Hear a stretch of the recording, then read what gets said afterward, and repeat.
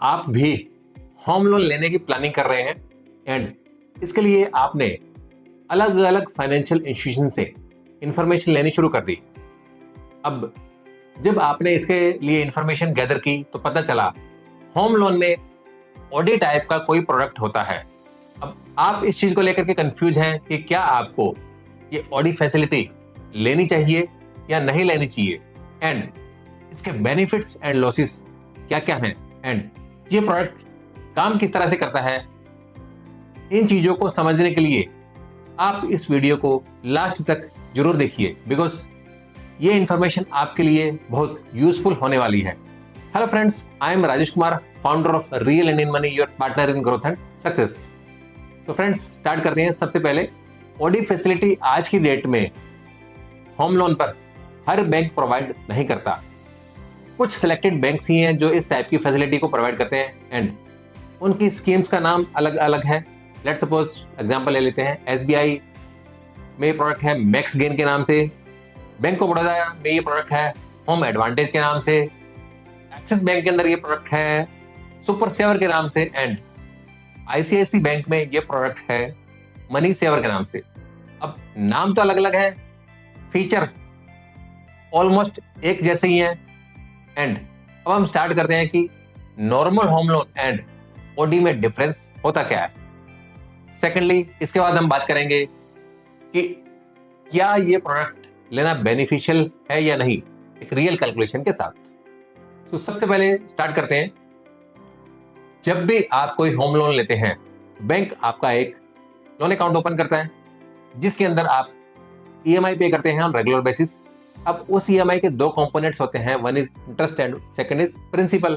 तो आपने बैंक को जो भी ईएमआई पे की उसका एक पार्ट टुवर्ड्स इंटरेस्ट चला जाता है and second part towards repayment of principal and next month जो भी आउटस्टैंडिंग प्रिंसिपल रहता है आप उस पर इंटरेस्ट पे करते हैं। ये तो हो गया नॉर्मल होम लोन एंड उसके अंदर आपकी जो ईएमआई की डिडक्शन है वो किसी दूसरे अकाउंट से होती है, मींस किसी दूसरे अकाउंट से ऑटो डेबिट या स्टैंडिंग इंस्ट्रक्शन के थ्रू आप रेगुलर बेसिस पर अपने लोन की ईएमआई पे करते हैं।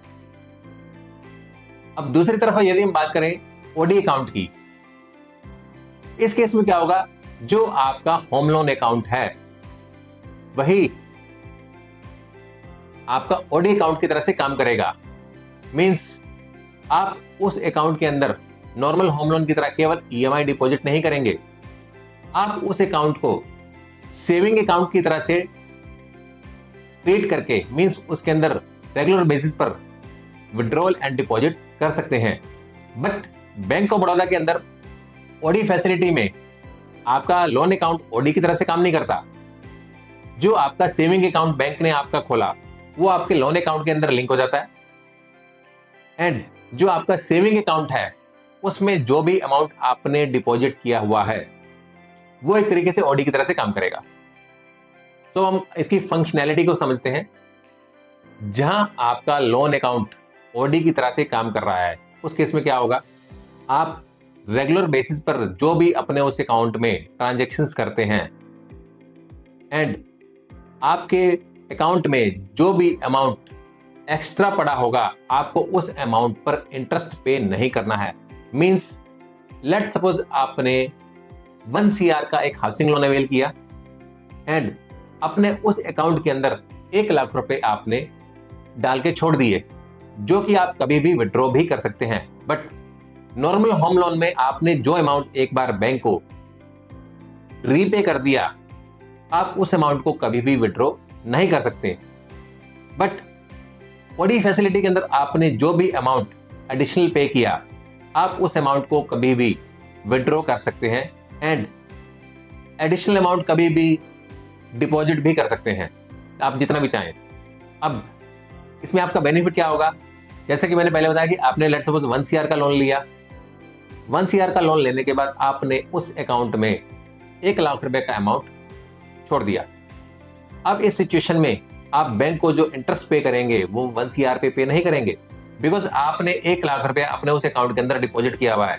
अब आप बैंक को जो इंटरेस्ट पे करेंगे वो 99 लाख पर पे करेंगे।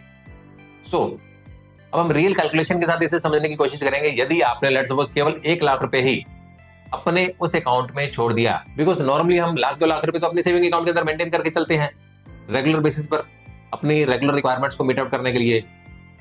बट सेविंग अकाउंट के अंदर हमें इंटरेस्ट कितना मिलता है? 2.4%, जो कि नेग्लिजिबल है।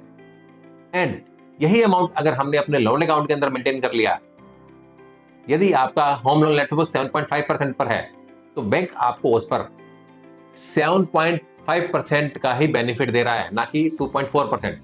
अब कैलकुलेशन की यदि हम बात करते हैं, आपने लोन अवेल किया 1 CR का, जिसकी ड्यूरेशन है 20 ईयर्स मींस 240 मंथ्स, जिसका रेट है 7.5%, एंड आपकी इसकी मंथली EMI बनेगी 80,559। अब इसी में यदि आपने 1 लाख का अमाउंट आपने मेंटेन किया हुआ है, तो उस केस में आपको बेनिफिट क्या होगा? आपका जो लोन 240 मंथ्स में रीपे होना था वह 234 मंथ्स में खत्म हो जाएगा। मींस आपने 6 EMI सेव कर ली। 6 EMI का मतलब है अप्रोक्सीमेटली 4.8 लाख। यदि यही पैसा आपने सेविंग अकाउंट में मेंटेन किया होता, तो उस केस में आपको over a period of 20 years at the rate of 2.4% कितना इंटरेस्ट मिलता? 48,000। बट यहां आपने 48,000 नहीं, 6 EMIs को सेव कर लिया, मींस 4,80,000 अप्रोक्सीमेटली। सो एक्चुअल में ओडी फैसिलिटी को लेने का बेनिफिट काफी ज्यादा है as compare to normal home loan.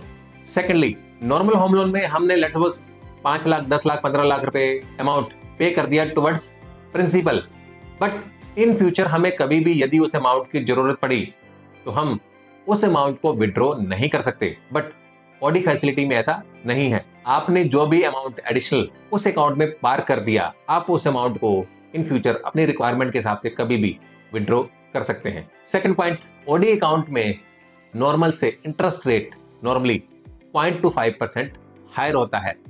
As on date यदि हम बात करें तो bank of Baroda up to 75 lakh तक के लोन पे सेम रेट पर ये फैसिलिटी ऑफर कर रहा है, एंड बाकी बैंक्स में 0.25% नॉर्मल से इसका इंटरेस्ट रेट ज्यादा है।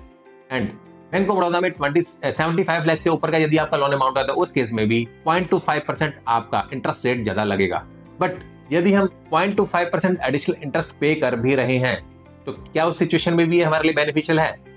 क्या इस चीज को चेक कर लें, या हमें कितना एडिशनल अमाउंट उस अकाउंट में पार्क करना पड़ेगा ताकि इस 0.25% के रेट को हम कंपनसेट कर पाए।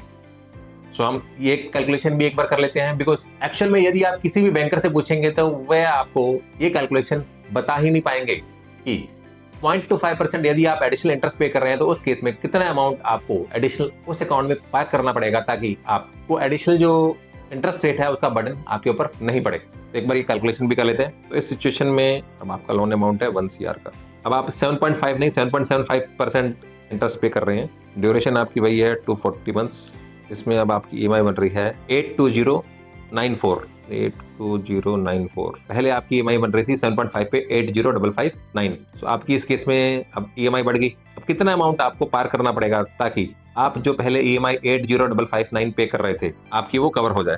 सो इस सिचुएशन में आपको अप्रोक्सीमेटली 1.8 लाख का अमाउंट उस अकाउंट में पार करना पड़ेगा ताकि जो 0.25% का एडिशनल बर्डन है वो आपके ऊपर ना पड़े। यदि आप भी पर्टिकुलरली अपनी रिक्वायरमेंट के हिसाब से कोई लोन अमाउंट सोच रहे हैं, एंड उस केस में आपके ऊपर कितना एडिशनल बर्डन पड़ेगा, वह कितना अमाउंट आपको एडिशनल पार करना पड़ेगा, या यदि आपने सोचा है कि पर्टिकुलरली एक एक्स अमाउंट आप अपने उस अकाउंट में इजीली मेंटेन कर सकते हैं, उसका बेनिफिट आपके लिए कितना रहेगा, इन सारी चीजों की इंफॉर्मेशन के लिए आप नीचे लिखे गए नंबर पर हमसे संपर्क कर सकते हैं। साथ ही इस वीडियो को ज्यादा से ज्यादा लोगों को शेयर कीजिए सो दैट वो भी इसके बेनिफिट्स को समझ सके एंड इसका बेनिफिट ले सके।